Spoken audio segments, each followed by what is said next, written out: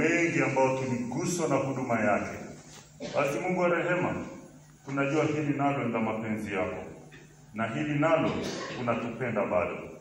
Basi Mungu, fariji mioyo yetu, utuelekeze katika safari hii ambao wote tunaipita, ili tuipite salama. Amen. Wapendwa, tukae.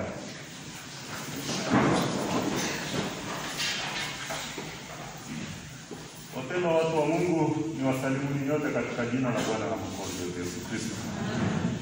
Nitangulie kuleta salamu nyingi za pole pekee sana kwa mpendwa mama mwinjilisti ambaye sasa ni mjane, lakini pia na watoto, wajukuu, ndugu zake mwinjilisti kwa ujumla. Niwapeni pole sana wapendwa.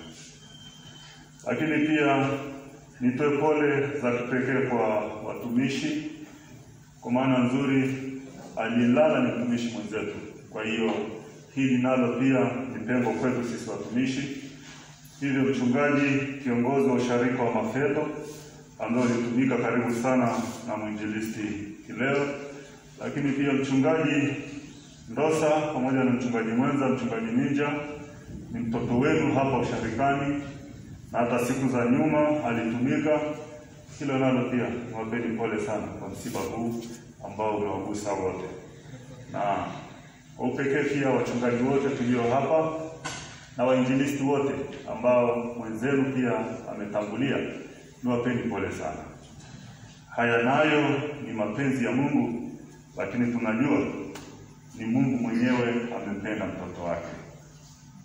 Na niseme tu ya kwamba huyu mpendwa wetu ambaye Mungu amemuita, amemlaza, kama tulivyofuatilia wasifu wake, ni kweli kabisa kwamba alikuwa ni mtu amejitoa 100% kumtumikia Mungu, na ni mtu aliyekuwa mwaminifu, mkweli, mtu mpole.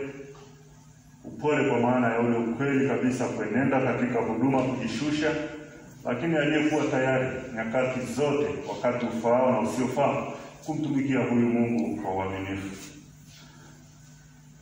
Na kwa jinsi nilivyobahatika kukaa naye kwa kipindi hiki kifupi, nimegundua pia ni mtu mwenye mapenzi mema na watu wote, lakini kwa pekee pia ni mtu aliyekuwa anajali sana familia yake.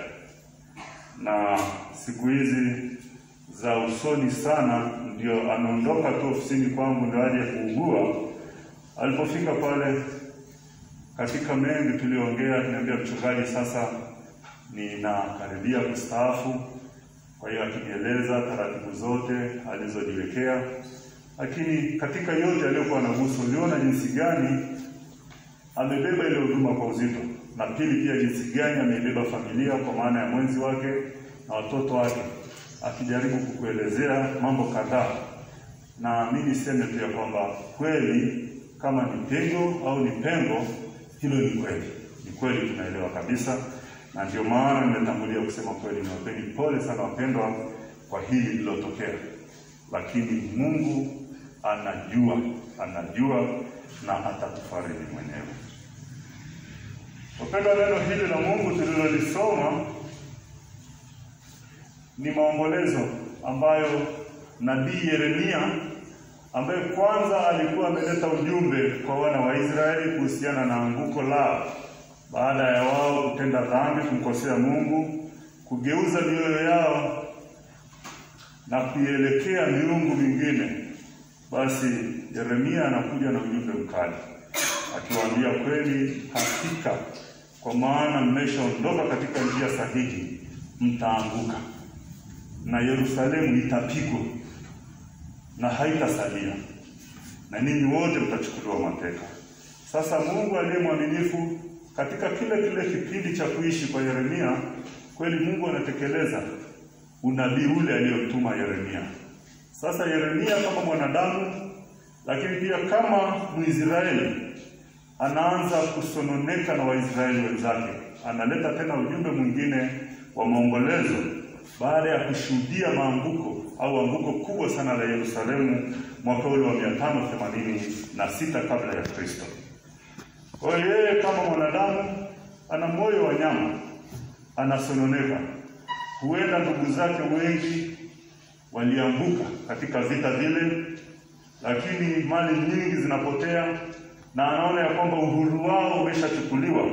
Wote sasa wanapelekwa utumwani, na lile kweli linampelekea kuomboleza sana na kuleta ujumbe wa kilio mbele za Mungu. Lakini katika kilio chote hicho, tofauti na wale wasio